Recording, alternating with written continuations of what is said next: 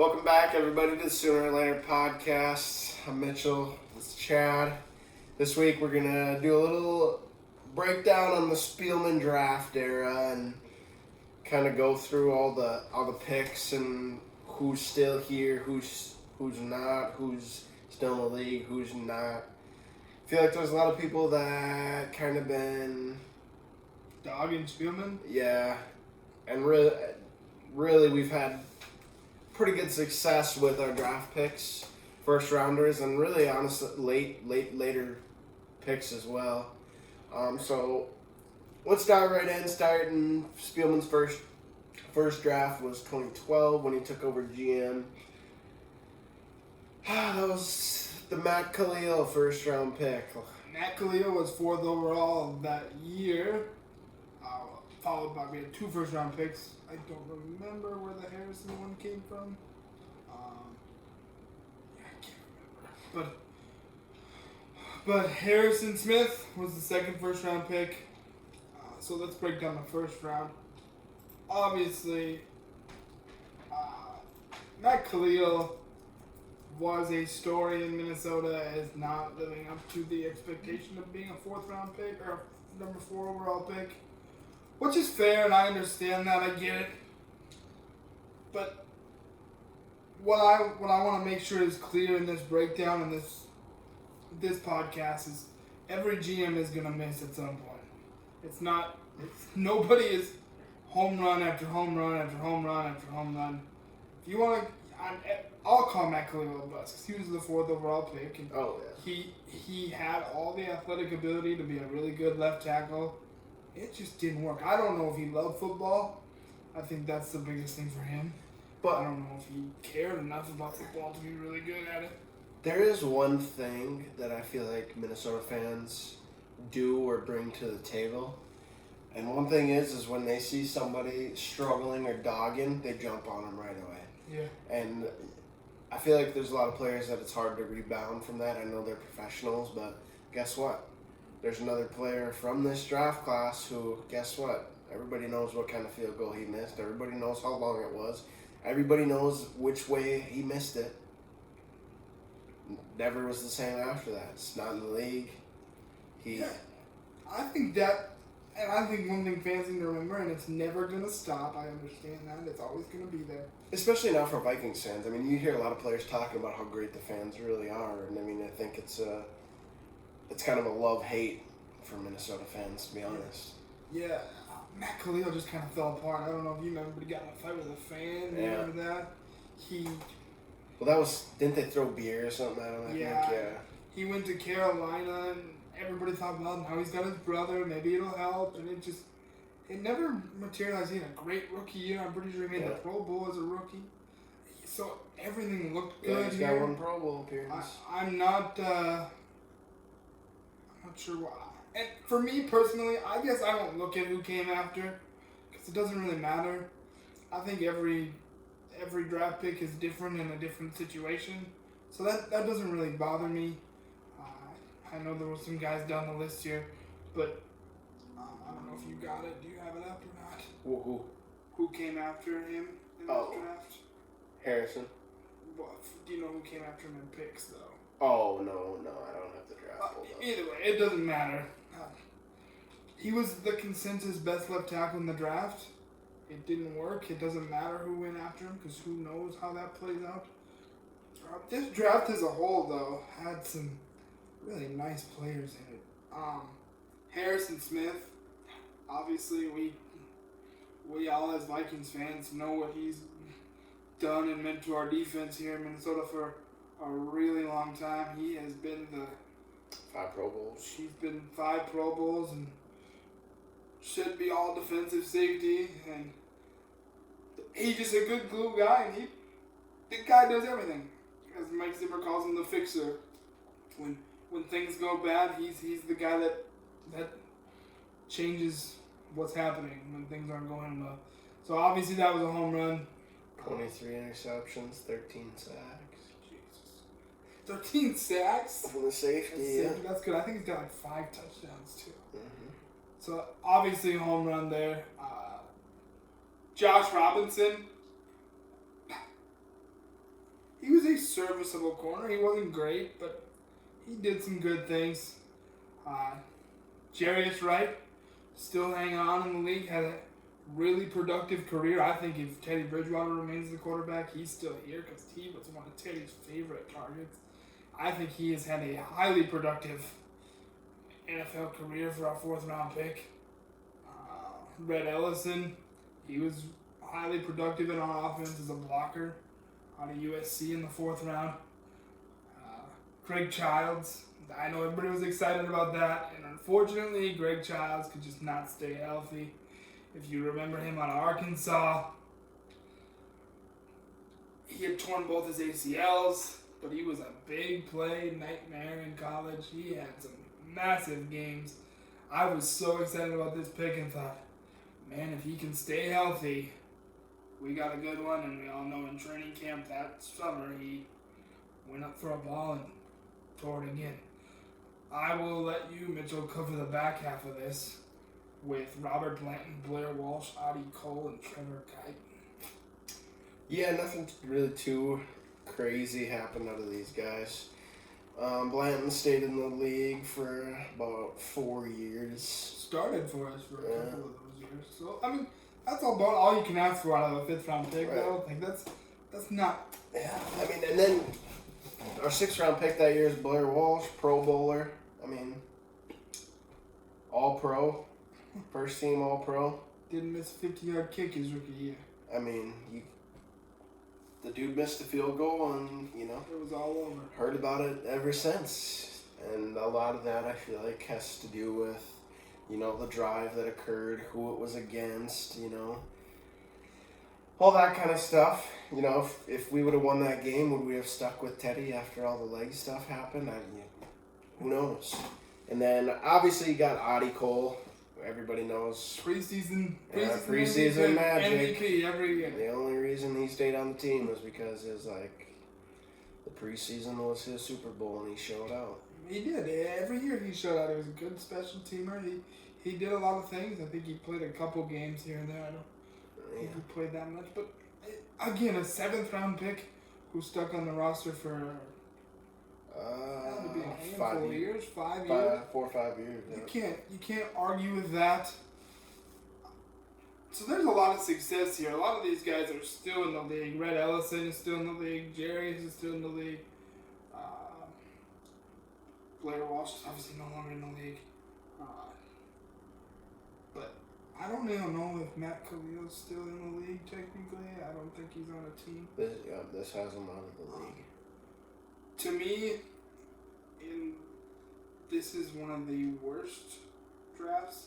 His first one, I think, it fell flat a little bit, but I think the second one's just as bad, to be honest. Probably the worst one. I like this class. Obviously, gave us Harrison Smith, Jarius Wright, really good player. Yeah, I'm saying next year, 2013. Alright, let's jump into 2013. 2013, first, we had 3 first-round picks that year, all in the 20s. The first one was Sharif. Nobody ever thought that he'd get to us, but he did because of injuries, and well, guess what? That's exactly what cut his career short. Great player. Great. As a defensive tackle, had 9.5 sacks in just under 3 seasons.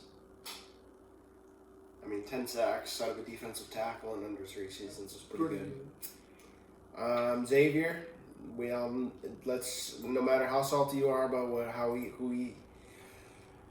how he's performed recently, the man has been to 3 Pro Bowls, 1 first team All-Pro for 20, arguably was, I believe, in, what was that, 2017 was the NFC Championship? Yep.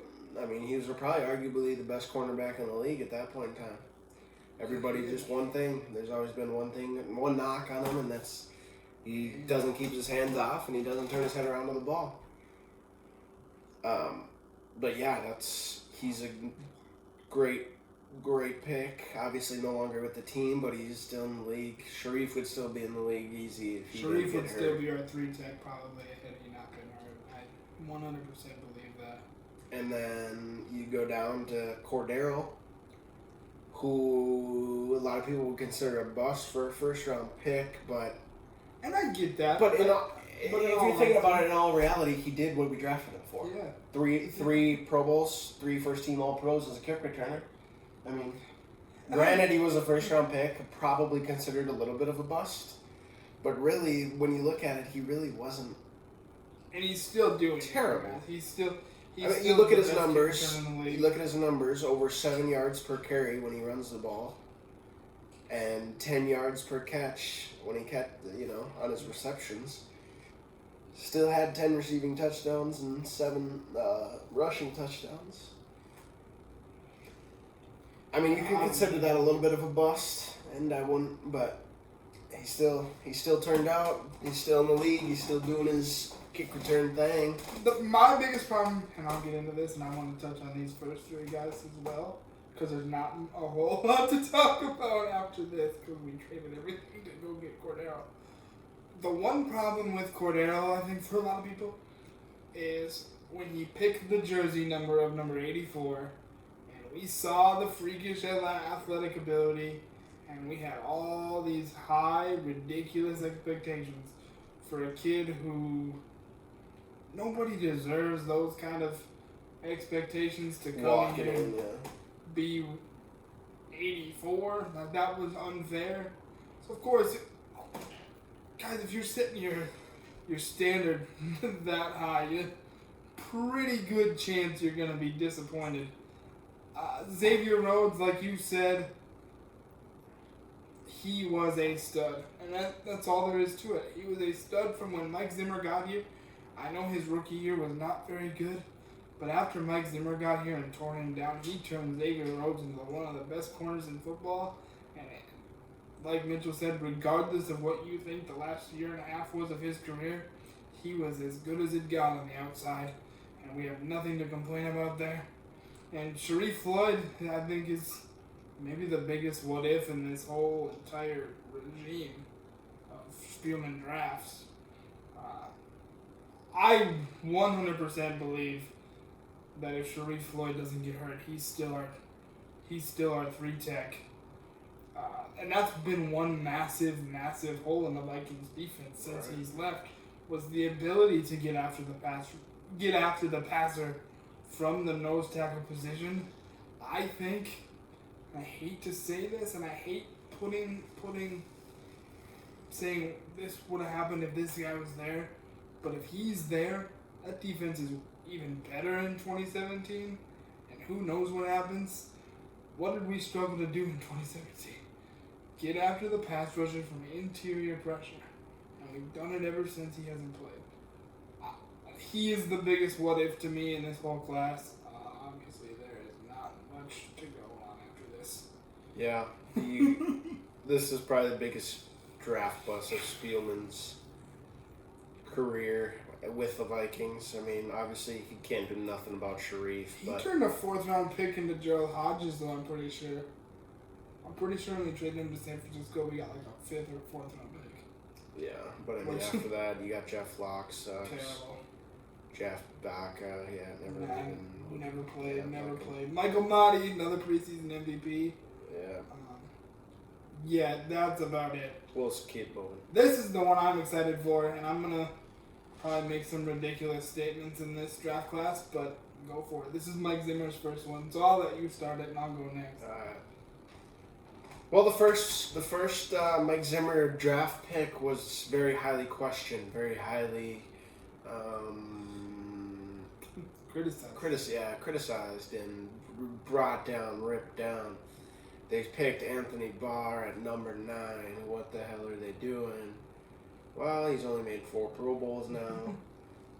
I mean, he's one of the best linebackers in the league. He loves Mike Zimmer. He loves the Vikings. He took less money to stay here instead of going to the Jets. Everybody knows what that was like. The dude loves to be here.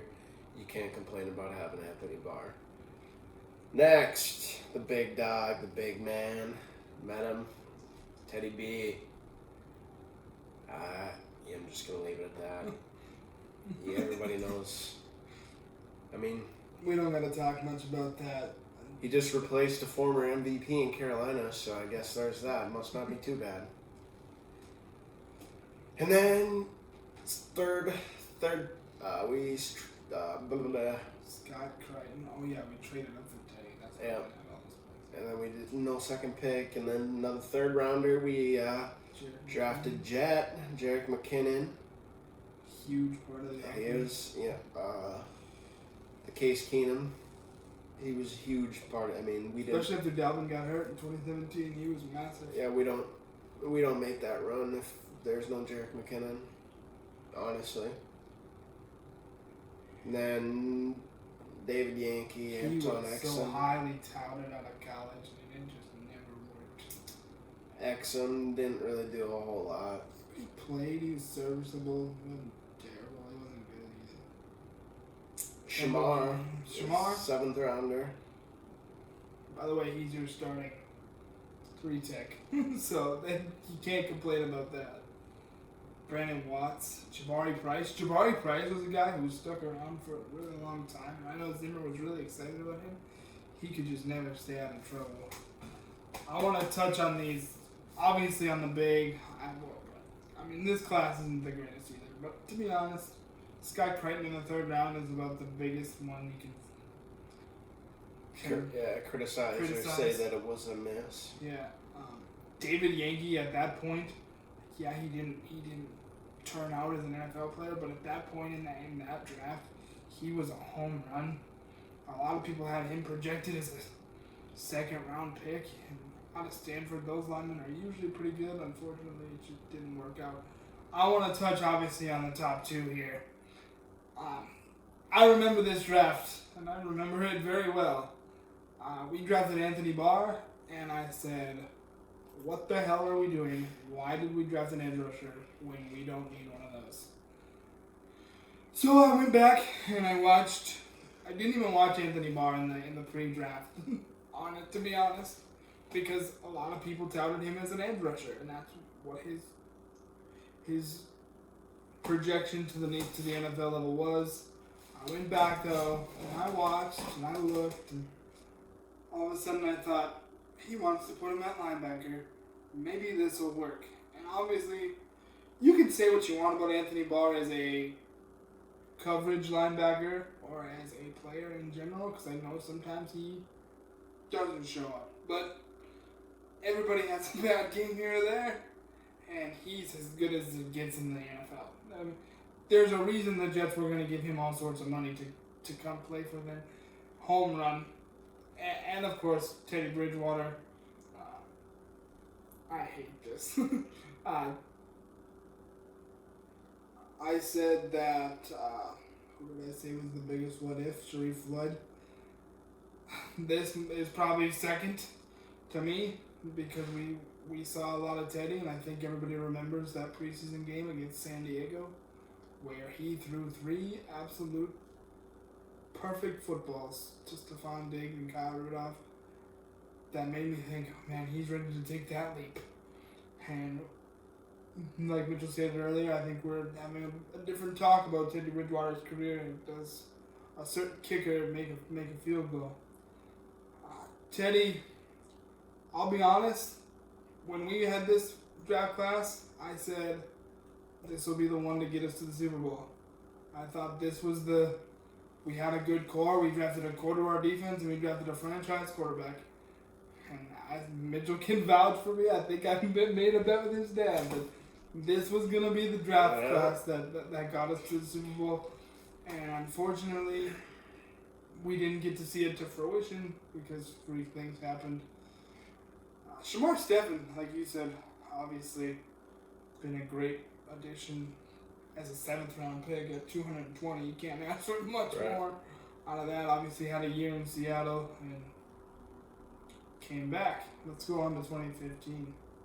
I actually like this class too. Yeah, this is one of our very, very good classes that we've had. You got Trey Waynes at 11, who a lot of people would consider a bust at 11, but I'm sorry, but in the National Football League, people don't just hand out, like, what is it, 17 million or 16 million that he got? Just doesn't get handed out. Don't care what team it is. Don't care how terrible they are. You don't just hand out 16 million to a guy that sucks. Granted, he doesn't have Pro Bowl. Nothing crazy about his stats. He's just that. He's a solid corner. I've told that anybody that talks to me about football that Trey Waynes the last 2 years may have been the most underrated player on our defense. Why? Because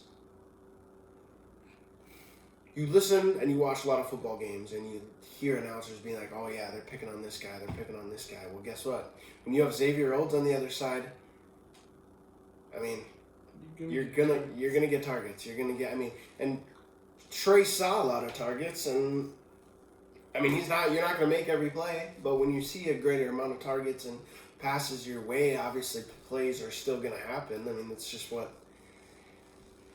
But yeah, and so obviously he's not with the team. He got his money. He got paid. He's a good player. And then you got the second round pick, the big dog, another LB out of UCLA, EK. Home run. Yeah, second round pick. He's got a Pro Bowl. Should have way more than one, but didn't originally make the Pro Bowl last year, but was named first team All Pro linebacker defense. If that makes any sense. NFL makes no sense sometimes. And let's move on to the big dog, the big cat, the man, the myth, the freak, the 99.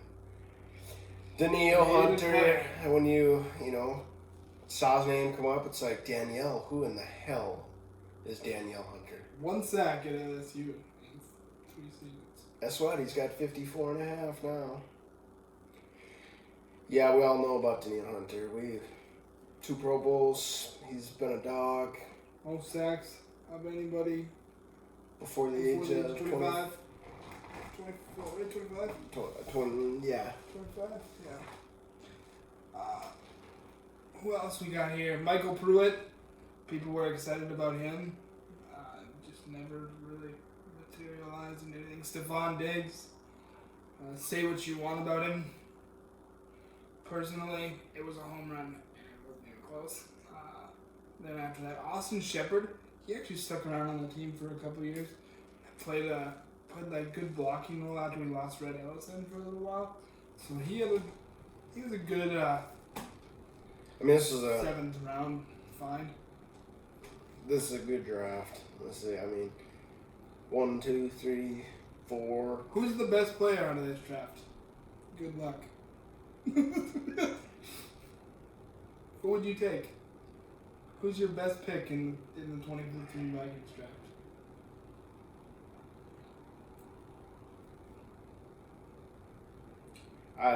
I'd say Danielle just because of his age and obviously what he's done already, and he's stuck with us. Yeah, Danielle, I think you're right. If I had to go somewhere else, I would say Eric Kendricks because he's the middle of your defense. He's been rated the best coverage linebacker 2 years in a row by Pro Football Focus. Yeah, he's a stud. Remember, he was too small to play middle linebacker in the NFL. This next draft is a pretty big swing and a miss. Oh God! I take back what I said about. Yeah, no, it's not even close. Yeah, this is the worst draft that we've had right here. This is terrible. We start off with Laquan. Everybody knows what happened there. Another guy where it's like he missed his first ball, and it's like shit. Troy Williamson, you're just thinking, and boom, instantly everybody starts harping on Laquan Treadwell as a rookie. Not making excuses for anybody, but Vikings fans, I don't know. They get hurt. It's like they find their comments and stuff find their way to the players, and Laquan is another one of them guys. Mackenzie Alexander, not great. Not terrible. No, but hasn't stayed healthy really. No, but he got paid too. So not a ridiculous amount, but he got a good amount of money. Finally got $4 million for a year. Yeah, that's pretty good for a slot. Especially being coming off an injury. McKenzie was a good player. I wouldn't call that a bust. I also wouldn't call it a home run. It's just like none of these guys here are home runs. They're pretty much all busts. They're all garbage. Willie Beavers, yeah. Well, not all of them. I'm pretty close. Willie Beavers, nothing. Kentrell Brothers still on the team. Plays a good special teams. Yeah. Moritz Bowringer, we threw that pig at the wall to get some publicity. And he did not see nothing. David Morgan, still on the team. Stephen Weatherly. Yeah, he's another one of them role players. I mean, you can't complain about that. Stephen Weatherly just got paid. Yeah. He's a 7th rounder. J-Ron Curse. If he had stayed out of Stuck trouble. around for a long time. So, I would say that this is our worst class. But there's a lot You of still have guys that hung around. I mean, good role players. You have both your 7th round picks are still in the league from that year yet. Yeah. And those are probably your worst draft classes. And Brothers is still there. David Morgan is still here. I mean, it is the worst, but again, it's about keeping guys in the league. And as long as these guys stay in the league, you can't really fault them. I mean, they have roles in the league, so I don't see a problem with any of those picks. But obviously, the top half of this draft was just not what it should have been. No. Moving up to 2017, we did not have a 1st round pick. Traded that for Sam Bradford. Yeah. The QB wonders went on. Anyway, 2nd round, we didn't draft till 41 in that draft, the 41st pick. We took Dalvin Cook. Should have easily went in the 1st round. He had issues in college, didn't make smart decisions. 2017 he was drafted. He's only played one healthy football season, and guess what? He was in the Pro Bowl that year. I mean, for a 2nd round pick, he's everything you want. He's in talks, or you could argue that he's one of the best running backs in the league. So that was a home run second pick. That was a loaded running back class. Yeah. Christian McCaffrey, Dalvin, Joe Mixon, Leonard Fournette was in there. Derek Henry, I'm pretty sure was in there. That thing was loaded up. Yeah, but so then Derek Henry might have been the year before that. Yeah, then we go to our 3rd round pick, Pat Elflein. A lot of people are gonna have mixed feelings about this pick. Saying he's a bust or he didn't amount to. Well, guess what? He's still in the squad. He's probably he could be your starting guard if they don't change nothing with Reef. So really, you can't complain about that for a third round pick. So. Jaleel Johnson, fourth round. Good rotational player. I expect him to take a bigger role this coming fall, but he's developed into a nice rotational defensive lineman. Ben Gideon, I know there's mixed feelings about him too, but he's serviceable. He doesn't really. We don't really play with use him a lot. so, anyways. But I never think, God damn it, Ben Gideon, what are you doing? So that's always a positive for me. Right, because he's too slow to get there. True. I'm just being honest. Rodney Adams never amounted to anything. He was another guy that there's a lot of people were excited hope for him. Danny Isadora. Is he still on the squad? I don't remember. I don't think so. No, we traded him somewhere. I don't remember where though. We traded him to somebody. Miami. We got a draft pick for him. Bucky Hodges. He was another tight end that Norv Turner had us excited about.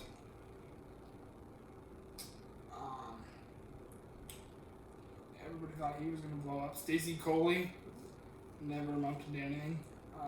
Afadi Adedebo, obviously, has developed into a really good edge rusher, and we're going to really see what this is this fall. Year, yeah. But you can't complain about Afadi Adedebo's production as a 7th round pick out of Northwestern. No. 17 games, 7 sacks. Elijah Lee, Jack Tacho stuck around for a while. I think that's one of the better ones, to be honest, just as far as sticking around and being a productive draft class. This next one's pretty good. And 2018, obviously, it's a little early on some of these guys. But yeah, our 30th overall pick, obviously. This was coming off of the NFC Championship. 30 overall, we took Mike Hughes. And when Mike got to us at 30, everybody pretty much knew that we were taking him at that point. They knew we needed a corner. Really, this is a hard one to get a gauge on already, just because he's had 2 seasons and he hasn't been healthy.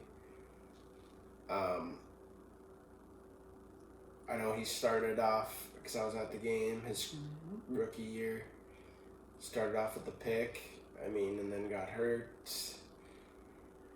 Yeah, Mike's a tough one. You can't really gauge him yet. Obviously, if you're going off of what we've seen so far, he hasn't stayed healthy, so you probably got to list him as a bust or not living up to expectations to this point. But he's got a year now where he's going to take a bigger role. Yeah, doesn't have a choice. Have to figure it out. Brian O'Neill, obviously. Probably one of the best picks Spielman's had in his era. Yeah. He's a second round picks, hands down our best lineman, in my opinion, at this point. Jalen Holmes, pure rotational guy. Right. Tyler Conklin, again, rotational guy. Daniel Carlson, I think we gave up on him too early. He is now kicking the ball very well in Oakland. But that's another example of... we didn't want to go down that road again. Right. And then, he misses and boom, right there, Vikings fans are jumping all over him. Yeah. Kobe Cassette, we worked out on him. These last 3 are pretty tough. Let's round this out as a whole, with his draft class. This is according to Hole in Sports. I have up here. Who's your best pick in this whole entire thing? Oh, we're not doing last year's? Well, we covered that already. So, it's hard to gauge that.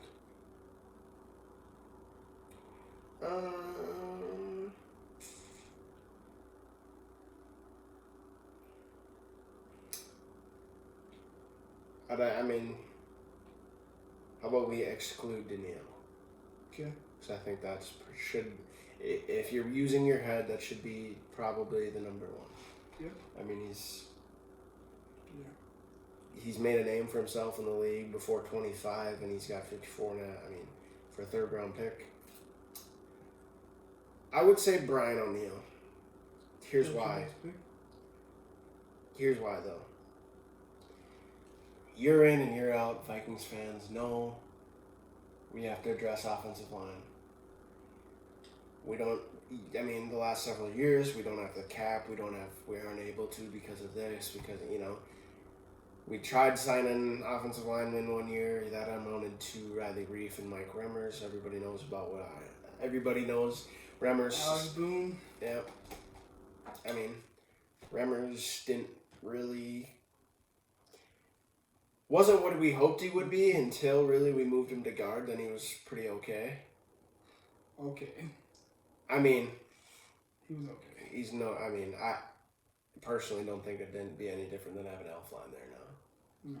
So, serviceable. He does the job. He's not getting his ass kicked every play. But, as Vikings fans, we've complained about offensive line year in, year out. It's just never good enough. We got to keep QBs upright. Look at Bradford. He was never healthy with us. He's never healthy, period. Well, right, but then when you're getting hit with our offensive line, it's not going to help. So that's why my pick was go to Brian O'Neill. He's a 2nd round pick. Hands down, at this point, our best offensive lineman that we have. Really is a guy that usually we don't have to put help on his side or have to have a tight end chip somebody or just give him a little shove. Mine is going to be Brian O'Neill, just because of circumstances and where we've been in the past as Vikings fans. And I'll take Eric Kendricks. He's the lifeblood to our defense right now, especially with Everson Griffin gone. Worst pick, I think we both agree on the worst pick. The Quantrell. Yeah. The Quantrell. Here's an interesting, just two things I saw from this website here. Our most drafted position is 12 picks in the offensive line. None of those are relatively early outside of... No, I just looked, and after Matt Khalil, we only drafted one offensive lineman above the 3rd round up until Bradbury, and that was Pat Elflein, and it was in the 3rd round. Yeah. Oh, I forgot that one was on here. Yeah, Pat... Bradbury, 44 of 66. Now this is dating to 2018. 44 of the 66 draft picks are still in the NFL. That's 67%, which is a pretty good average. Right. What do you have for last year's group? Bradbury's still here. Bradbury, Irv, Madison, Drew's still here. Cam Smith is. Armani Watts is still here. Marcus Epps is still here. No, he's gone, I think. Is he? I thought he was our backup safety. No, Right he's now. gone, I think. Oh yeah, Eagles. Yeah.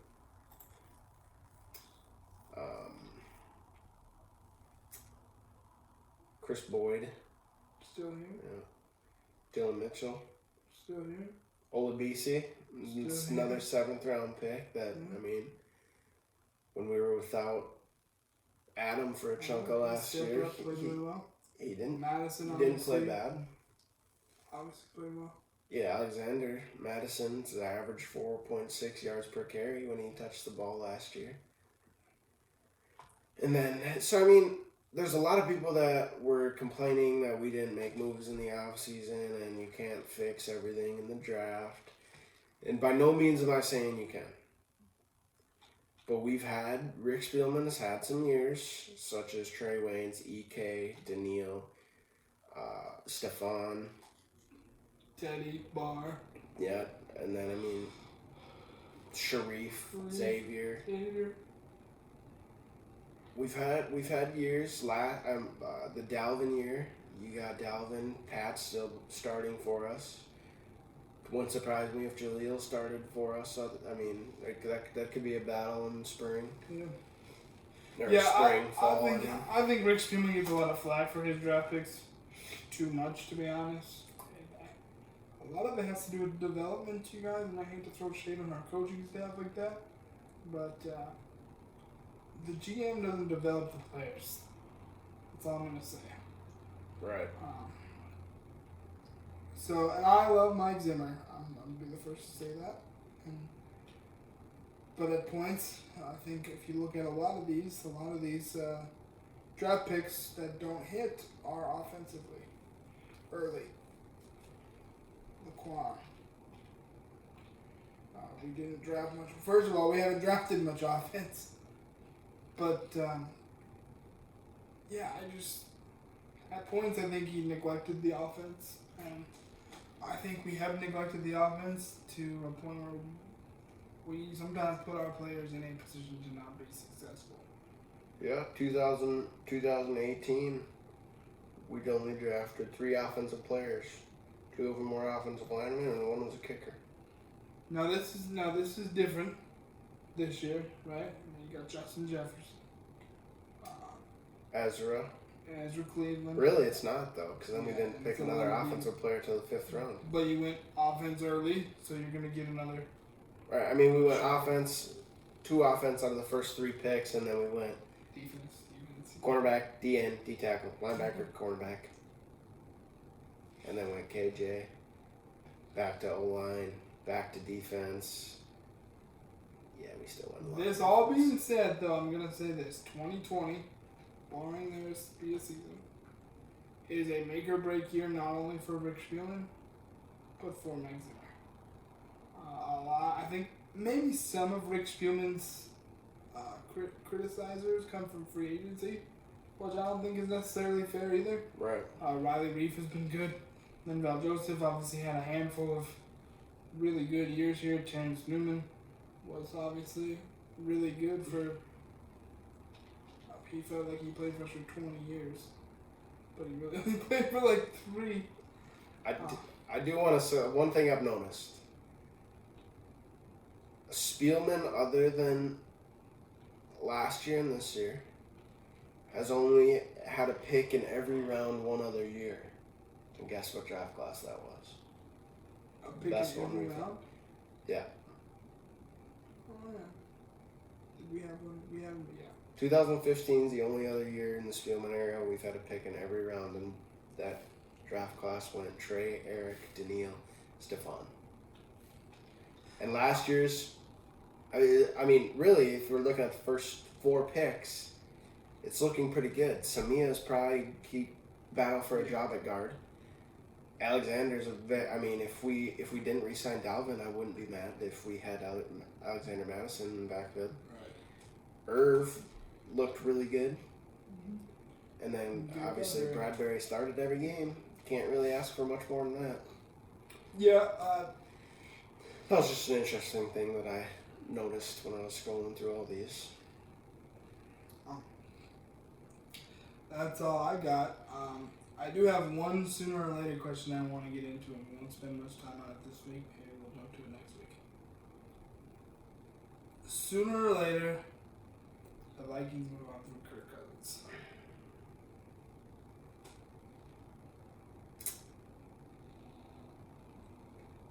Obviously, gave him the extension, so I'm thinking 3 or 5 years. Right. I would say sooner. I think we won't draft a QB this year in 2021. Well, next year. Damn Morgan.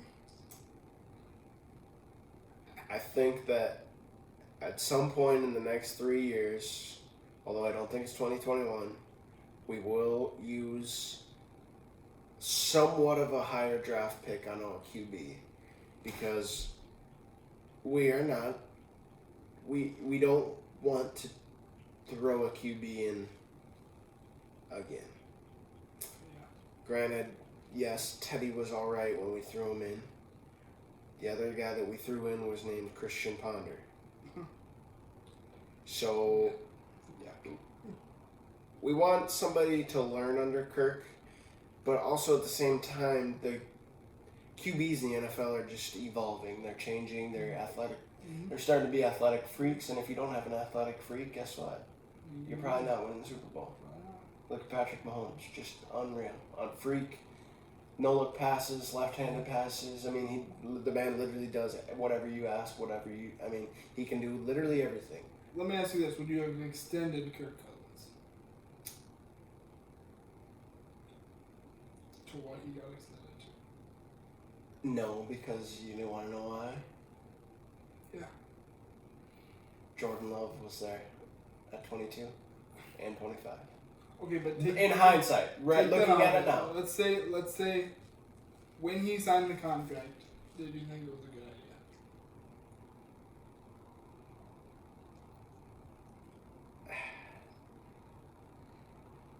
Because I got about a 2-minute rant and then we'll be done, because otherwise this video is getting I have too one long. sooner or later question too, though. Okay. Yes, I would have, just because I think with the group that we have, with AB, with Kendricks, Thielen, we have about probably 2 to 3 more years left, and that's why we signed Kirk for 3. Okay, I agree. Okay, carry on. What's your sooner or later?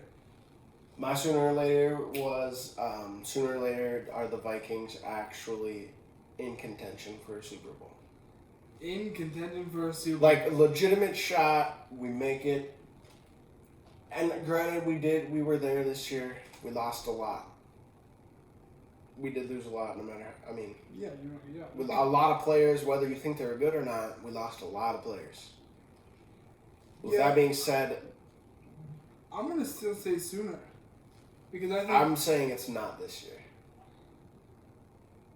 I would agree with that. Because you look at I this think list we're a of borderline rookies. playoff team. Right. Now, especially because there's 7. Yeah. But I don't know if we're going to push to, because truthfully, and this might be biased, I didn't think we were that far off of San Francisco. No. I really didn't. I thought we were closer than Green Bay, even though Green Bay beat us twice. We also have a tough-ass schedule this year, so it's not just the players that...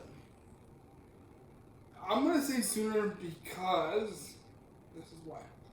I think we have a good enough core on defense still here. Anthony Barr, Eric Kendricks, Danielle Hunter. I think there is a good enough Harrison Smith, Anthony Harris, who is not in this draft breakdown thing because he wasn't drafted. Yeah, but pretty good. Another home run. Yeah, because he's going to get paid like 13, 14, 15 mil after this year. So. I think there's enough core on defense to supplement the youngness that will be out there. Offensively, you know how I feel about Kirk, and maybe this is where I get into my little bit of a rant. Our offense overall is solid. It's Adam Thielen, Irv Smith, Kyle Rudolph, Dalvin Cook, Alexander Madison, Justin Jefferson. Now there's names there, and obviously up front is the biggest question mark. But I really think that we can make a run offensively as well with Kirk playing quarterback. Now here's the thing about Kirk, and I get tired of this all the time because everybody just thinks I'm a Kirk lover, and I don't think he has any flaws. Kirk has flaws. There is no doubt about it. Zero. Does he struggle under pressure? As far as big games, maybe to a point. But I can also say he won us 2 primetime games last year. He was very good in all the primetime games we played. I don't know if you remember in Seattle, but he brought us back in that game and gave us a shot at the end. Did he lay an egg against San Francisco? Yes. So did a lot of other teams.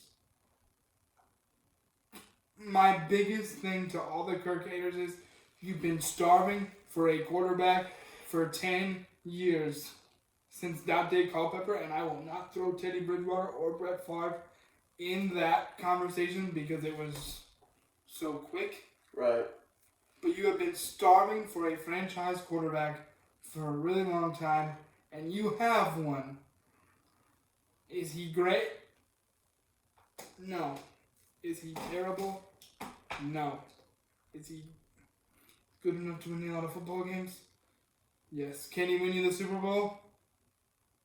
I don't know. But to everybody who wants to draft the next Patrick Mahomes and Tom Brady, sorry.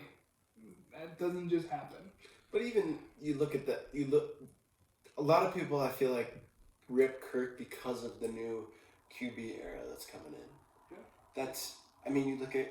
You look at Russell Wilson, you look at Patty Mahomes, Jackson, Lamar. You even look at the new guys that came in. Kyler Murray had a better year than a lot of people thought he was going to because the dude was going to be a professional baseball player the year prior. The shift. You're right. But you even look. But I also think a lot of people rip Kirk because they only see the money. That too. And I think the money is the weakest argument you can possibly have, to be honest. I think it's because terrible. Look at Dak. $45 million isn't enough for him and his family to live. I think it's laughable because Kirk was going to get that money regardless of where he went. Because whether you like it or not, Kirk Cousins was the best quarterback to hit the open market since Peyton Manning. And go look at the free agent quarterbacks that ever hit the market that have the numbers and the accolades, that Kirk Cousins had. They don't hit the market. They don't become available. We took the best, safest route. I just think he gets a lot of shit that he doesn't deserve, and some of it is deserved at times. I think we watched the game one time, and I said, I'm never wearing my Kirk Cousins jersey again. I did that. I've been there, but then the next day I wake up and I think, okay, Kirk, I'm not mad at you anymore. Let's go get the next one. Yes, he has flaws, but Minnesota, we can do so much worse. Just don't forget that. Yeah, all right. Well, let's wrap this up. My closing statement is going to be Teddy Bridgewater was a free agent this year, so okay. That's all I'm going to say. That's it. Fair play. That's my Kirk Cousins statement. Yeah, I would still take Kirk over Teddy. So Fair enough. that's just me. All right. Shoot us email, text, whatever. Please give us content because as We you can something see, to talk about we are digging for Vikings content. So anything you want to see, let here. us know. Just tell us anything we can do better. Until next time. Everybody stay safe.